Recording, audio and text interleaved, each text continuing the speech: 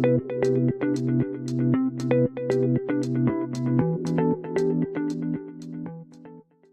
everyone, welcome back to another edition of Voices in Education, a podcast by Showbie. My name is Abdul Chohan, I'm the Vice President of Learning at Showbie, and today with us we have Donnie Macleod, Exec Director of Education for Fife Council. Welcome to the podcast, Donnie. Thanks very much, Abdul. Good to see you again. Always good to chat with you. I know we've had a lot of interactions historically. I kind of want to give a sense to all the people that are the audience for this particular episode, a little insight into who you are, what's your background, where did you come from. Let's kind of start with that.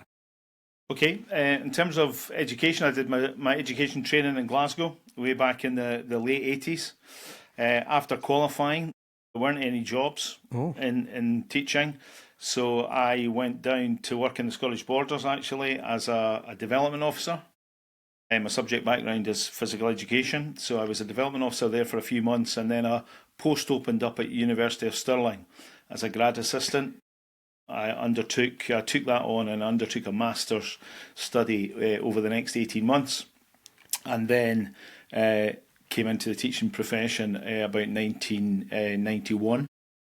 I taught in 2 large secondary schools in different posts over a period of about 15 years. A large secondary in Fife Council with about 1,500 pupils at that time. And then I moved to a school just outside Glasgow in East Dunbartonshire, Lenzie Academy, they had about 1,300 youngsters at that point. Following that, I went in and worked with the Schools Inspectorate, based in Glasgow, but kind of national remit, for about 14 years, so different roles during that period of time. And we inspected nursery, early years, primary, secondary, further education colleges. Okay. And did a bit of work in prisons as well over that period of time. So yeah, that was a great period. And then around about when I hit the 50 mark, I decided to make a change, and I went into Glasgow. 50? You're more than 50? Yeah, yeah, I feel more than 60. But anyway, I went in and worked with a colleague that I had worked with in the Inspectorate who had become a Director of Education in Glasgow, and I went in there as a Head of Service for 6 years. Right. And the last 18 months I've been Director of Education in Fife, so enjoying that, and I think that'll see me through to retirement. Wonderful. I think Glasgow is a story in itself, and it's quite well documented, but I'm really kind of interested in the work that's happening at Fife. So what is the kind of vision at Fife? What is it that you're kind of looking to do as a council, as an exec director? What is that kind of strategy and outcomes that you're looking to get? I think the strapline for education services in Fife is a strapline that I inherited as an executive director, but it's one that I identify with. Okay. It's about improved life chances, and I think that would sum up and chime with my own philosophy of education. Education is about improving the life chances of every young person in Fife, and I think the key to doing that is to make education and learning richer and a higher quality, and with greater consistency across what is a large local authority area. So essentially this is about higher quality learning and teaching. So I see that as the big vision for us, and through that improving attainment. So improving attainment and achievement for young people, and helping young people then to be able to secure and sustain a positive post-school destination, whatever that may look like. That might be training, it might be volunteering, it might be apprenticeship, it might be further education or higher education or employment. Whatever that is, helping young people to be able to both secure that destination on leaving school and being able to sustain that throughout the life course. So essentially that's the big vision for us in education, improving life chances through a higher quality education and learning experience. I mean, one of the things that I kind of experience a lot on my travels is there are organizations, whether at ministry level or even like independent or private education organizations that have multiple schools, 20, 30, 40 schools. And one of the challenges or discussions that always come up is about scalability. Yeah. So at one end, we have this vision and scale at the top, but then how do we make sure that one, it's scalable, and then it's having impact in the classroom? So how do you design a strategy that has that degree of scalability and that kind of focus and impact in the classroom as well? I think probably central to that is to ensure that you're touching base and involving practitioners right from the get-go. So they're in designing the strategy, that you're consulting them over the strategy and what that strategy will look like and how it's likely to impact at the front line. And I think for us, it's about supporting practitioners. Practitioners are our best resource to bringing about and securing that vision for education in Fife. And therefore, I think we've got to ensure that any development that we introduce or implement is underpinned by a really strong investment in career-long professional learning. So this is about supporting the staff, not just initially, but for the long term, and ensuring that we protect the resource for that, because that will be key. It's not just about, if I think about the one-to-one device, it's not just about dropping a device into a school, it's about equipping the practitioners to make use of this device to secure better learning, more enjoyable teaching for them, and more enjoyable and richer learning for the youngster, and ensuring that they can recognise that they're going to be supported along the way. There are some staff, there's a huge variation in their competence level, if you like, and their willingness to engage with that, but we've got to ensure that we are surrounding them with a high quality professional learning experience for the long term. So touching base with them from the get-go, allowing them to feed in to the strategy. Scalability is continuing to ensure that you're tapping into best practice, using that to convince people, and coming back to the vision all the time to emphasise to practitioners, this is why we're doing what we're doing, and this is how you'll be supported. I see part of our investment here, or Fife Council's investment here, as being a way of both retaining our current staff and being successful in recruiting staff to the authority, not only because we're investing in practitioners in this way, but we'll continue to invest in them with quality professional learning for the long term. Okay. One of the things that you've certainly been successful at is being kind of proactively investing in education. I think certainly from an English perspective and speaking to councils there, I play the role of governance in one school. I often go out and speak to governing bodies as well. Why is it important that local authorities should kind of invest proactively rather than wait for like a national directive in terms of a strategy like this? Yeah, it's a good question. I mean, I think sometimes there can be a reticence in national government about a fear of failure, about getting it wrong, where I think local authorities being closer to the workforce, closer to their communities, knowing their communities better. I think they are well placed, best placed to put and implement things that are going to be in the interests of their own citizens. They understand their communities, understand their people, understand their workforce much better. And I think sometimes there can be that reluctance at a national level. I mean, I think probably what we've seen in Scotland is we've seen a tremendous number of reports that have been produced over time.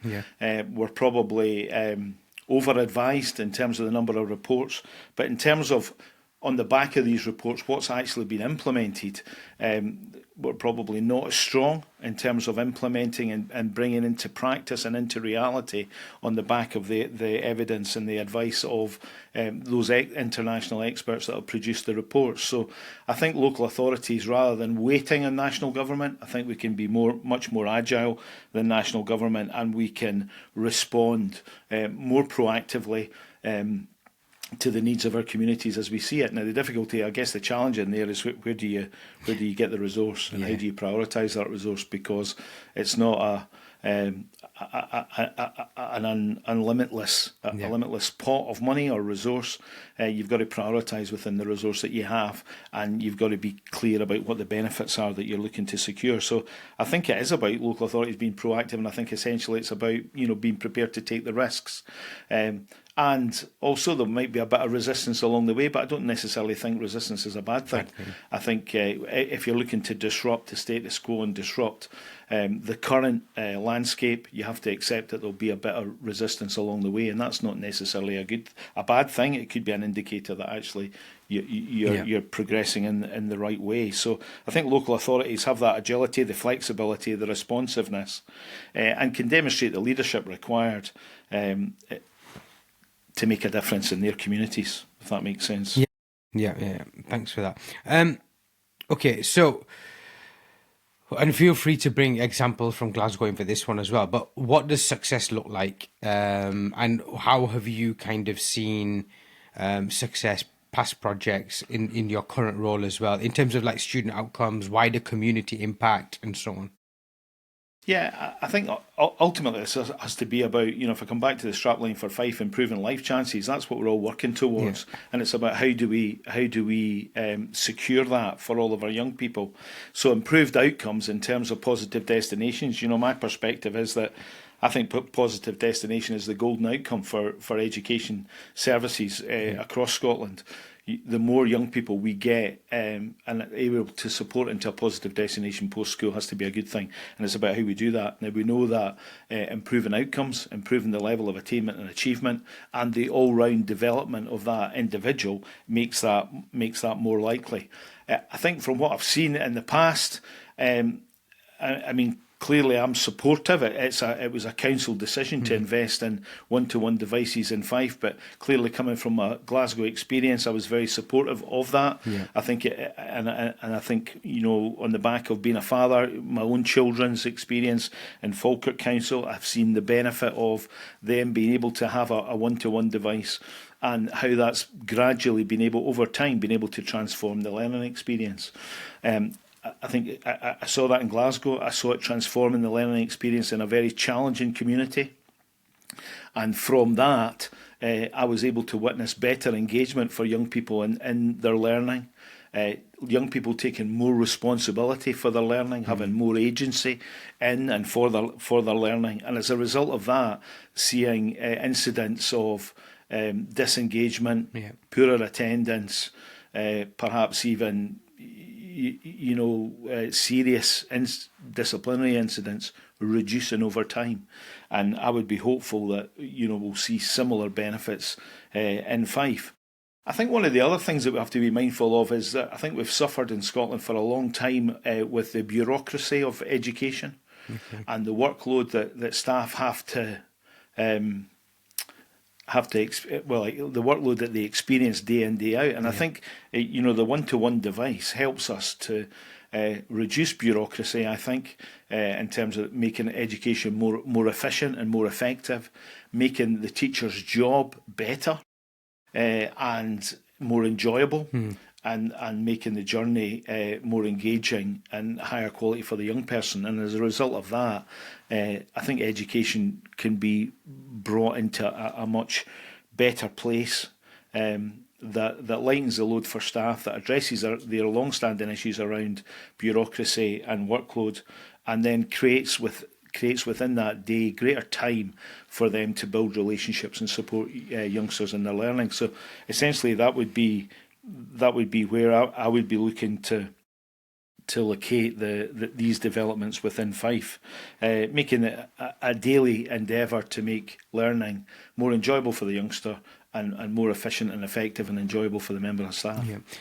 I'm going to kind of go a little bit off track here now, because it was something that we were talking about earlier, but I think it's kind of probably important to mention, and I think people would love to hear your views on it as well. But at the moment, there's a lot of discussion about mobile phones, screens, technology, and so on. And I think in many conversations or reasons both for and against, I kind of hear the whole thing kind of blurred between mobile devices and learning devices and mobile phones and so on.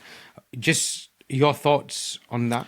Yeah, I think it is. It's a contested space, and it's sometimes a confusing space because people automatically think that screen time is, doom scrolling and leisure activity. Whereas I think we need to be clear that our investment in Fife and our investment in Glasgow has been about it's about using the device as a learning tool. This is about transforming the learning that young people experience day in, day out. So yeah, while we may have concerns, and there are legitimate concerns around the amount of time that youngsters are spending.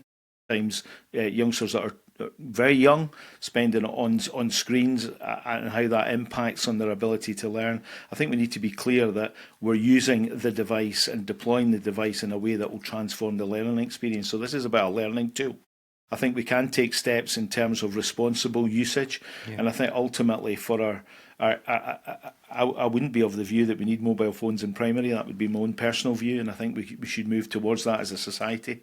But in terms of secondary, we need to be teaching our youngsters and helping our youngsters to be able to navigate the digital world, which is their world. That will be their world going forward, and I think we need to equip them to better manage, recognise the risk.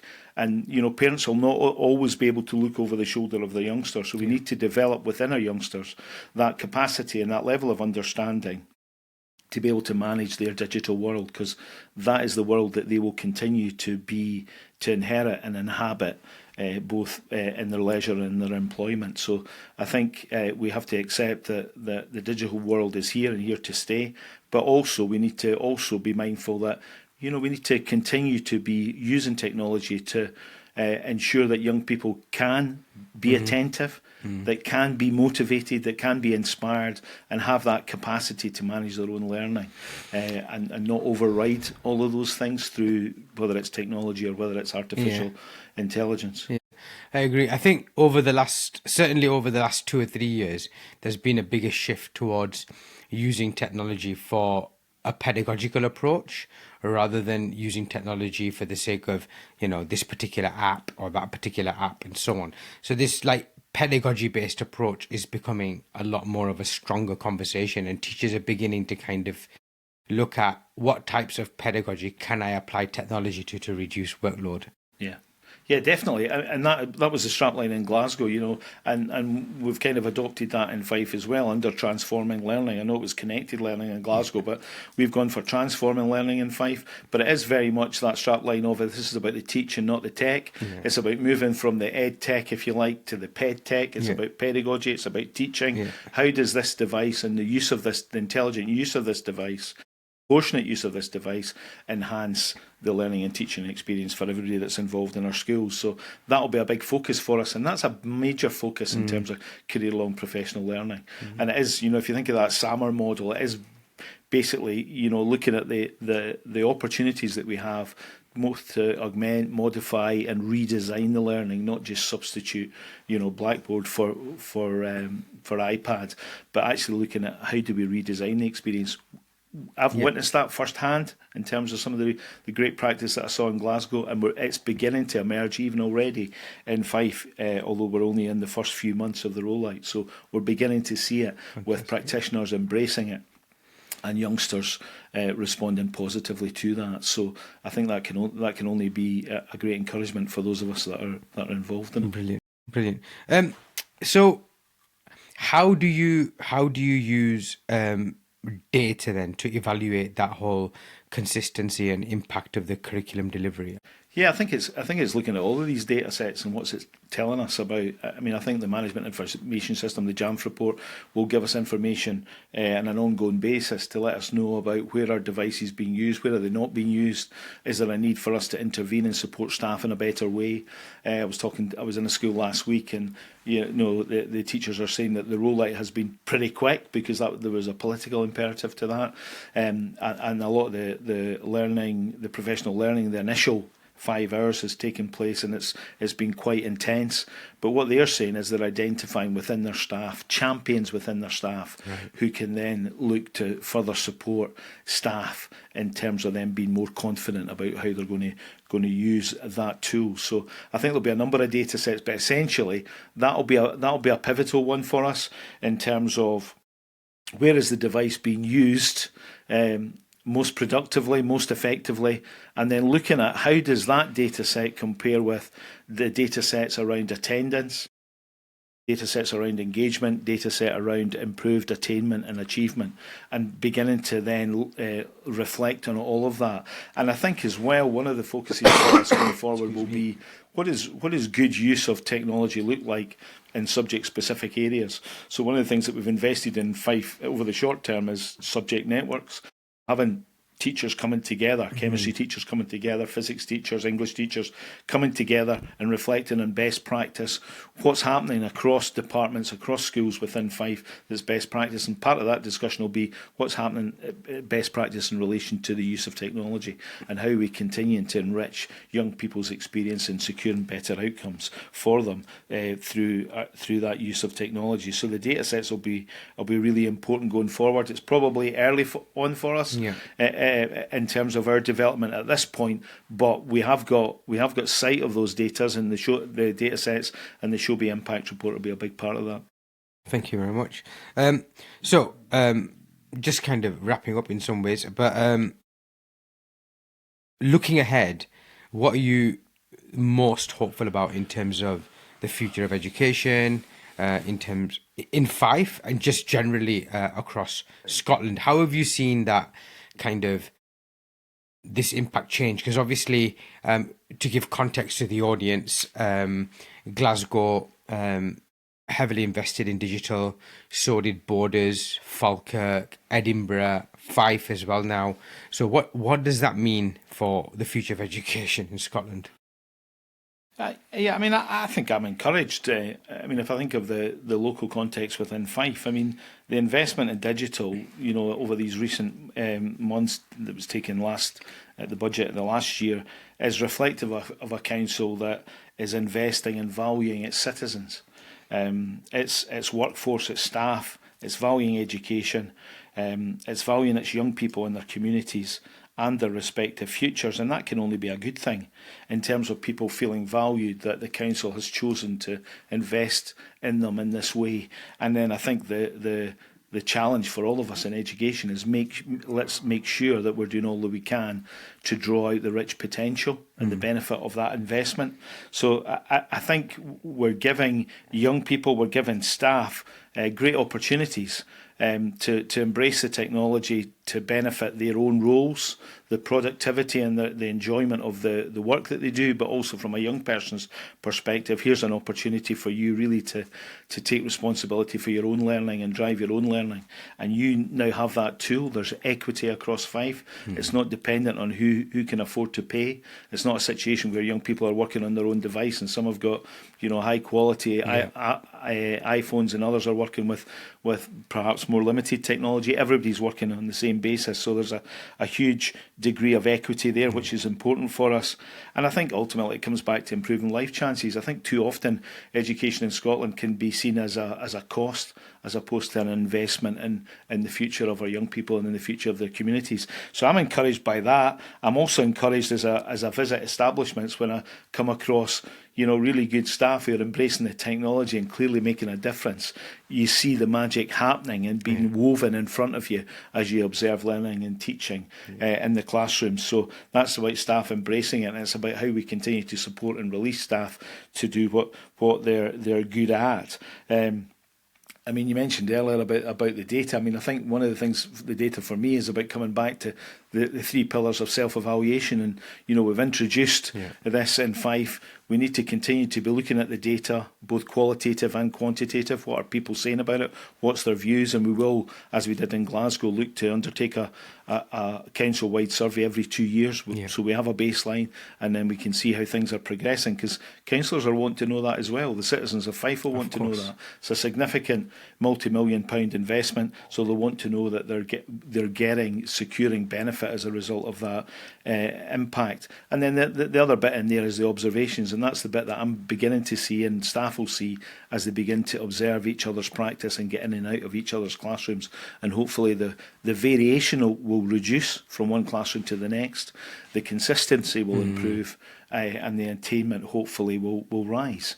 And again, that's with the ultimate vision of improving life chances for every learner in Fife. Yeah. Tell me about personalised learning. Yeah, I mean, I think we've had the vision for personalised learning in Scotland for a while, but that can be that's a big ask for a practitioner with 33 learners in front of them in some of the classes. But I think the technology now gives us an opportunity for a greater degree of personalised learning than we've had before, in a way that makes it more manageable for staff, and youngsters can take responsibility for personalising their learning more because they have the tool in front of them. So while that's been an aspiration and a vision for Scottish education for some time, I don't think it's one that we've really meaningfully been able to implement in any meaningful way. But I think the use of technology going forward and the provision of the device gives us that platform to be able to secure to a greater degree more personalised learning for every youngster. I was at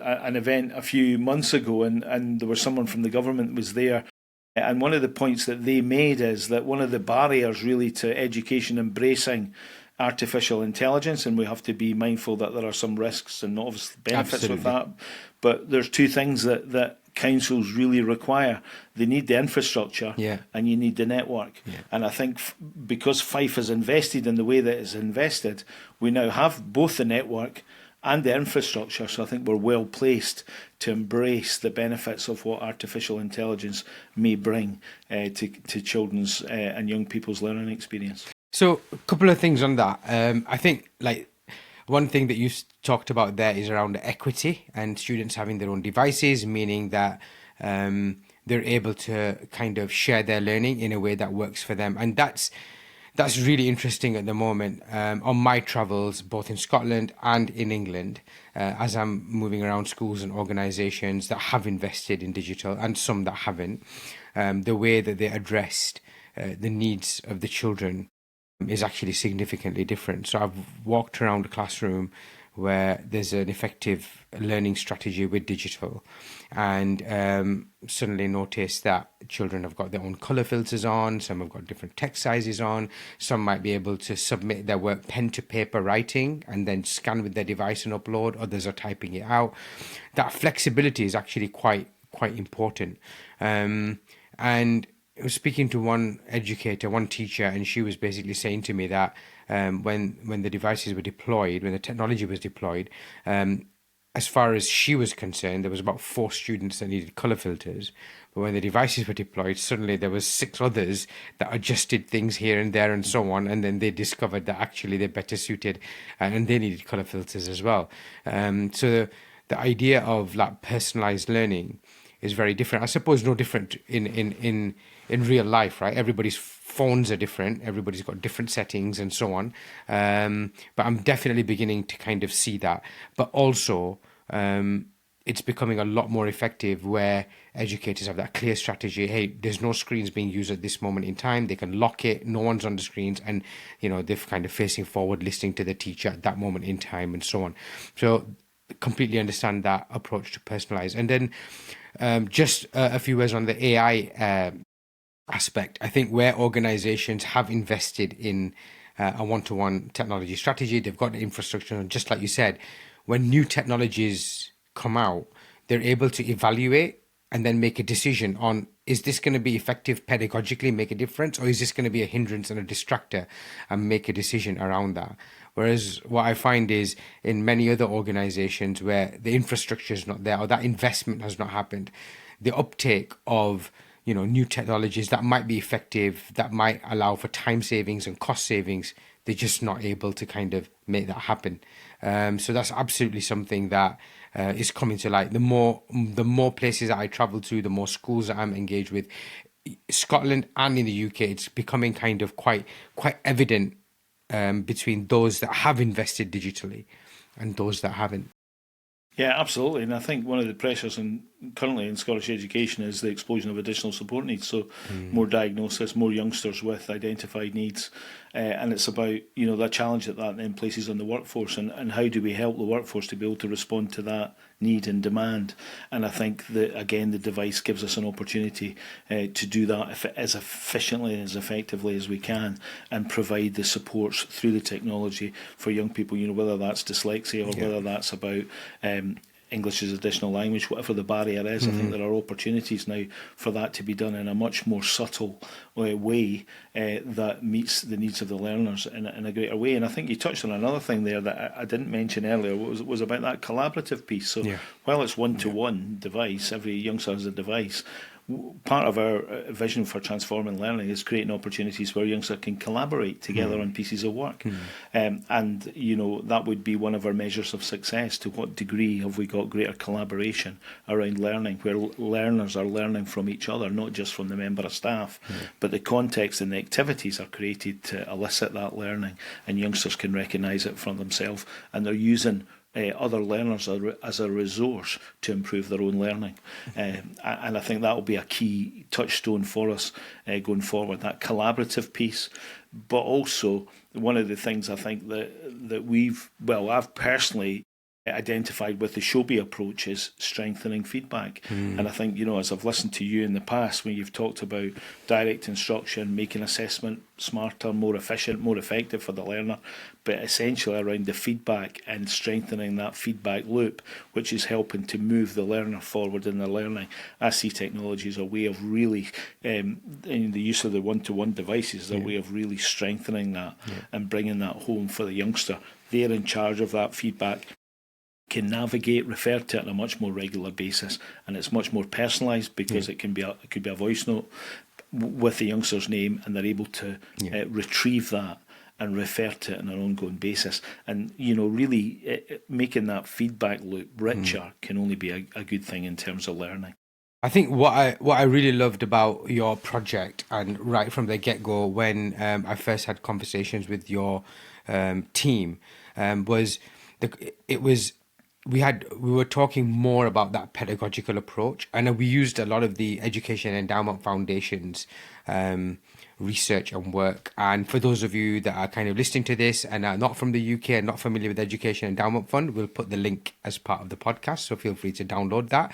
But they do some fantastic work around impact and so on, and we were able to use that as kind of key part of the conversation in terms of designing the strategy of what the expectations are in the classroom, to make sure we've got that consistently good learning experience. And like you said, the idea of assessment, feedback, direct instruction, independent practice, retrieval, all these kind of aspects have been kind of woven in, and the technology is just allowing for kind of consistency, saving time, just providing efficiencies to be able to deliver that. Yeah, and I think you touched on a key thing there about asking that question about, it's not about one-to-one devices being used all of the time. Any practitioner that uses the same methodology or the same approach is not going to be able to engage youngsters all the time. So practitioners have to ask themselves the question: why would using the device for this bit of the learning be the best thing to do? And sometimes it will be, sometimes it won't be. And I think that can only be for the benefit of the youngster and the benefit of the member of staff. Wonderful. Donnie, thank you very much. Thank you for your time.